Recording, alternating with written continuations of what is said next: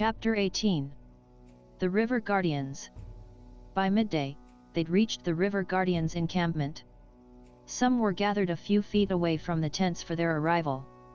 The Guardians had made camp with a dense wood to the right of it. Mountains could be seen in the distance. Merlara and her friends intended to stay out of it until they reached the forest dwellers' territory, as dangerous plants grew there that were best avoided. At first, they didn't appear to be much different from the free eagles. But as they drew nearer, everyone noticed they had more people of Tyoryan and Callagan race. Many were mixed. As Merlara dismounted, Amazua's warning to look out for spies came to her mind. The River Guardians were supposed to be trustworthy, but they had no way of knowing which tribes Tiriel had compromised. Especially since those tribes probably weren't aware of it. "Remember your training," Kahira said as the people approached. "If you notice anything amiss, take care to conceal it until we're alone." As they dismounted, the chief of the River Guardians, with the elders, 3 men and 3 women, came toward them. As they drew closer, Merlara and her friends saw that while one woman was of Tyoryan race, the rest of the elders were mixed. The last 2 women and 1 man had Seldrian and Callagan blood. The other 2 men for the most part looked Tyoryan, but as they drew closer, it was clear they had Callagan blood as well. Amazu had light brown skin, lighter than Amazua's, and an elaborate headdress. Her hair was raven black and worn in 2 braids. She was much younger than Amazua. She appeared to be in her late 20s or early 30s. Though she carried herself with a dignity that was similar to Amazua's, her face was one that was more likely to intimidate. She didn't exactly look hostile, but her manner made clear that disrespecting her or her tribe would carry dire consequences. "I liked Amazua better," Sumaisai said in a low voice. "We haven't even met her yet," Lustri pointed out. "Don't be so quick to judge. She has a devilish look about her. It wouldn't surprise me if she was up to something." Merlara gave Sumaisai a look, but quickly changed her expression as the chief walked up with the elders. Amazu glanced at them all briefly before fixing her gaze on Sail Soa. "Sawawasili Sail Soa. Well met Sail Soa. Sawawasili Amazu." Chief Imsua gave Sail Soa a handshake, which for the Silje, was a light touch rather than a firm grasp. Only then did she address the rest of them in like manner.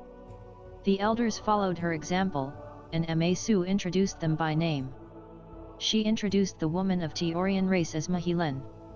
The man and 2 women of Silje and Callagan race, were called Lizio, Mensiu, and Ahila. The 2 men of Tyoryan and Callagan race, were called Axadi and Makoa. Though there didn't appear to be anything unusual about their behavior, apprehension continued to gnaw at Merlara, telling her something was off. She wasn't sure why.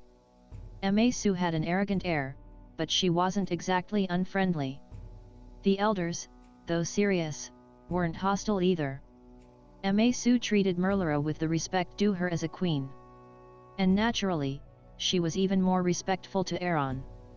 But there was something about her that was unsettling.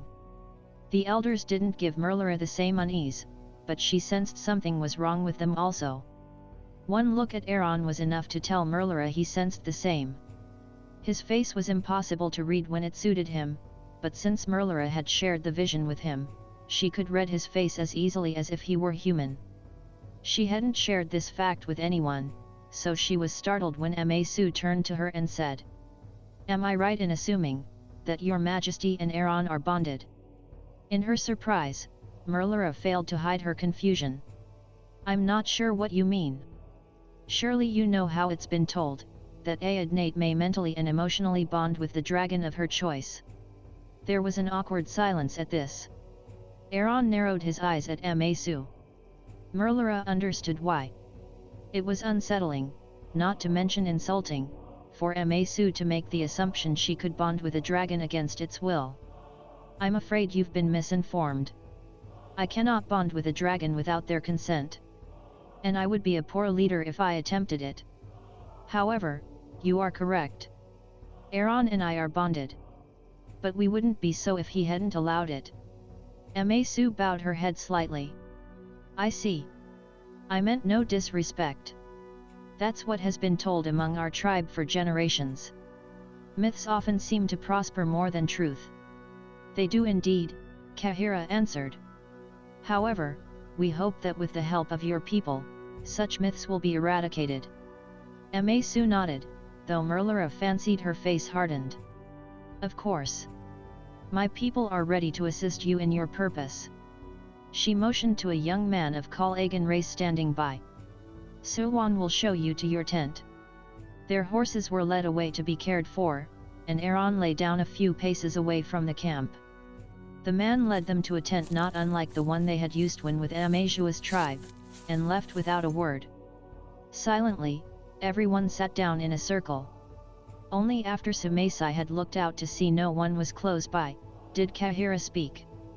I assume everyone noticed the manner in which Amasu greeted us. Salsoa gave her a somewhat angry look. What do you mean? Amasu may not be like my father, but she is a just and strong chief. My father has known her several years. I don't mean to insult her, or your father.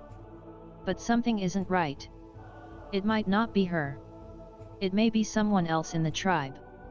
No offense, Kunisk said, but I find it odd that any Siljay would be misinformed on such an important detail of the prophecy.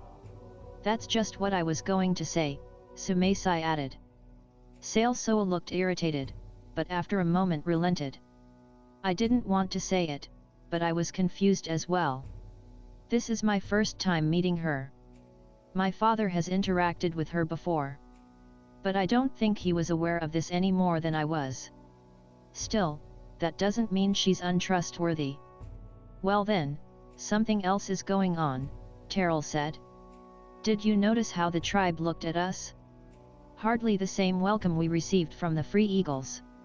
Perhaps it was awe, Lestri pointed out. It's not every day you receive a visit from a dragon and the Queen of Tyor. Merlara shook her head. No, it wasn't that. Though he didn't say anything, Aaron noticed their behavior as well. I think we should get his opinion as soon as possible. Kahira nodded. Merlara is right. In the meantime, I want you all to be alert. We know what to do should we detect a spy within the tribe.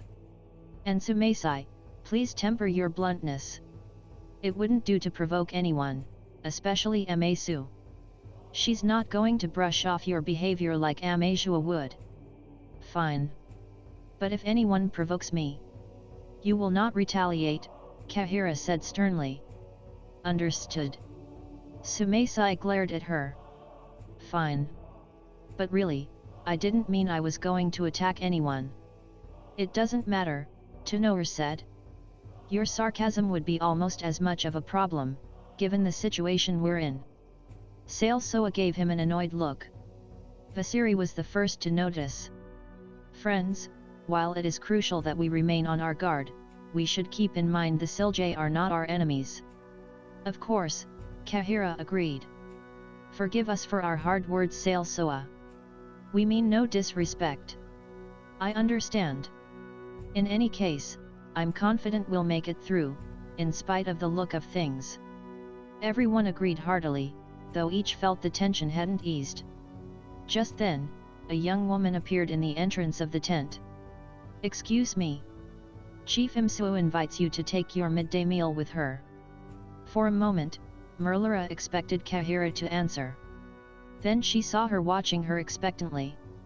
Of course, she said before the silence became too long, tell her we'll be there presently. Very well.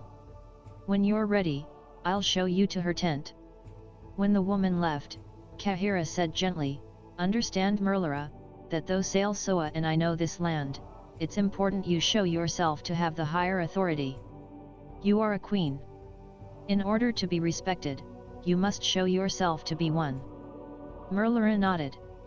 She hadn't had time to think about it before, but she was dismayed to realize how inferior she felt to her companions. She even felt Sumaisai's brothers, who knew little of politics, to be more confident than her. The meal with Amasu and the elders was polite and uneventful. Merlara felt she should be relieved. But she found it odd that though Masu spoke of their agreement to trade with the tribe for supplies, and expressed her desire to assist them, no mention was made of Tyriel's betrayal, or the vision she and Aaron had had. In fact, most of the conversation was small talk. After the meal, Merlara expressed her desire to talk to Aaron.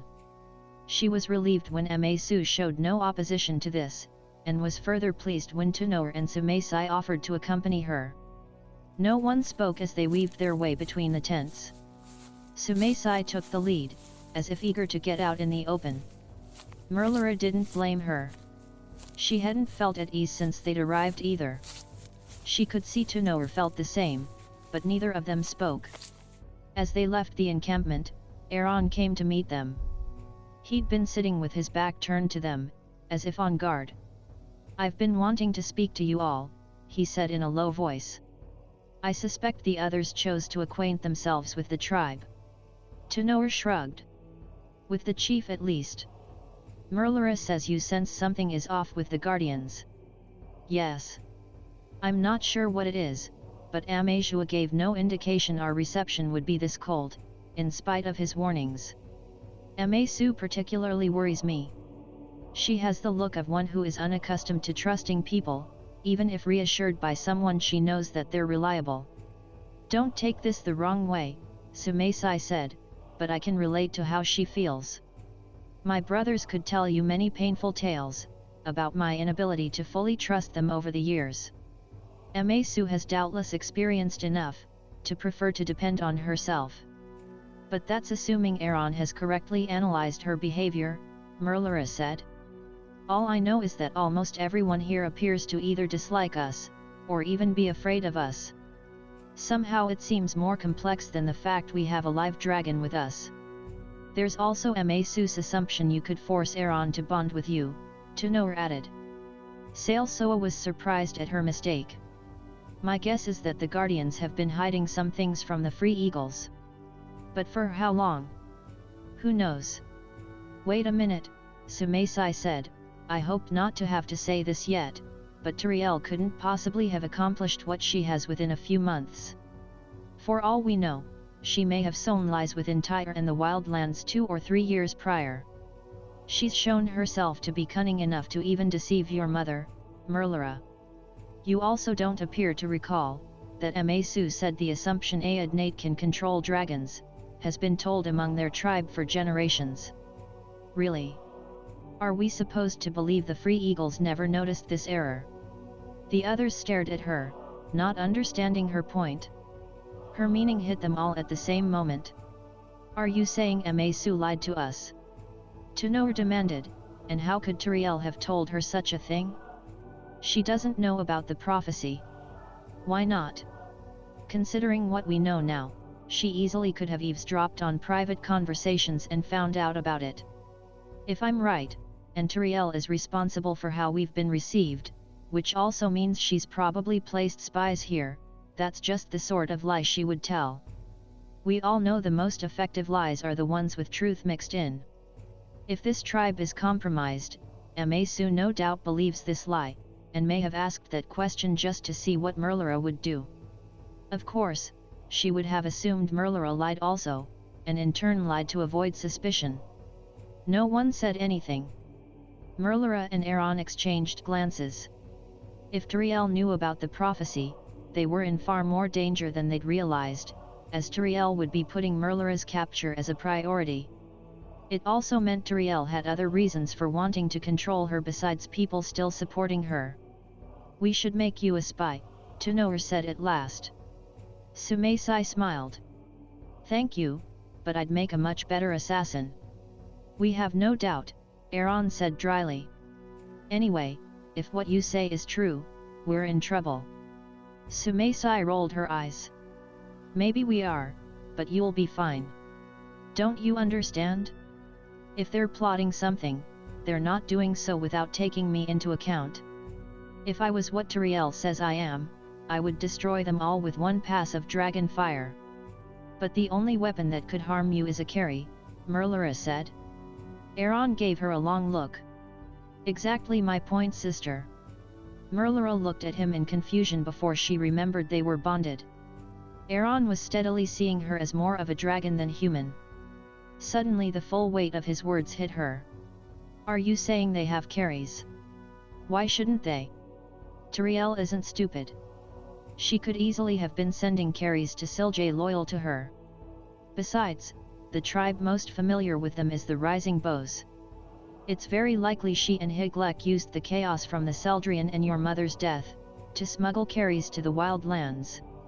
Merlara stood still and said nothing. Her head was spinning with all Aaron had said. Tyor sighed. Soa won't like this. Then tell her I said it. If she wants to argue, she can come to me. Oh of course, Sumaisai said, that won't annoy her at all. This isn't the time for your sarcasm. Listen, you should go back now. If we're in enemy territory, conversing with me for too long will stir the hornet's nest. And above all, do not speak of what has been said here until you're alone.